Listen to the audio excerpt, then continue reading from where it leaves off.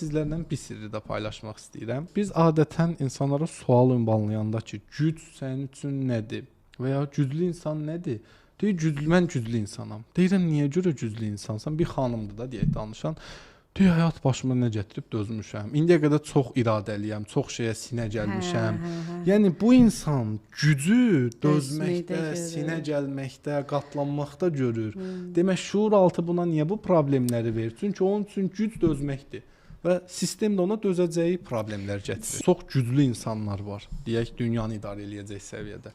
Sizcə o insanlar dözürlər hər şeyə? Yox. Güclü insan nəyə dözər ki? Ehtiyacı yox ki dözməyə.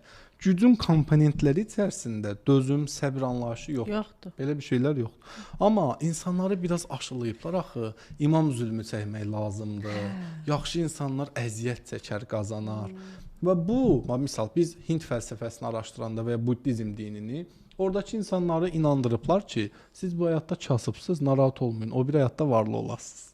Onlar vəbşi deyil. Və bizi də inandırıblar ki, narahat olma, sən burada imam zülmü çək. O biri tərəfdə sən cənnət vəd edirik. Təbii ki, baxırıq ki, bu insana niyə mənfini proqramlayırsan? Dünə bu həyatda cənnəti yaşa, xoş yaşa, rifahlı yaşa. Demək, proqram təminatı səhvdir. Və bu, niyə bunları aşıladılar sual?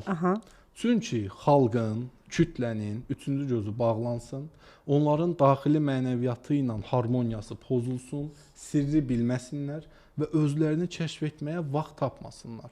Biz Bakı əhalisini götürsək, buradakı insanların sizcə heç özünə dönməyə vaxtı qalır? Yox. Bu tıxacdan, işdən, 9-6 rejimdən, bankdan, kreditdən, üstəcə sevgi münasibətlərindən və ya intriqalardan. Vaxt qalır. Ona görə o böyük ustadlar meqapol şəhərlərdə yaşamır. Onlar yaşayır Tibetdə, ucqar dağlarda, ferma tipli olan yerlərdə, yəni kənd və ya şəhər kənarı. Və çox zəngin insanlar da elə yerdə yaşayırlar. İnsanlar kəndlərdən şəhərlərə axın eləyir. Amma zənginlər də şəhərlərdən kəndə meyl eləyir. Fikir verirsiniz.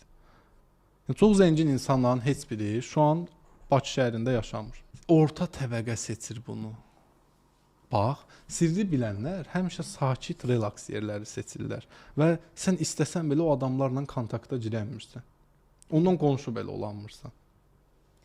Hər yerdə belədir. Görmürsən onu. Aslı, çünki o istəmir səndən eyni frekansa düşsün.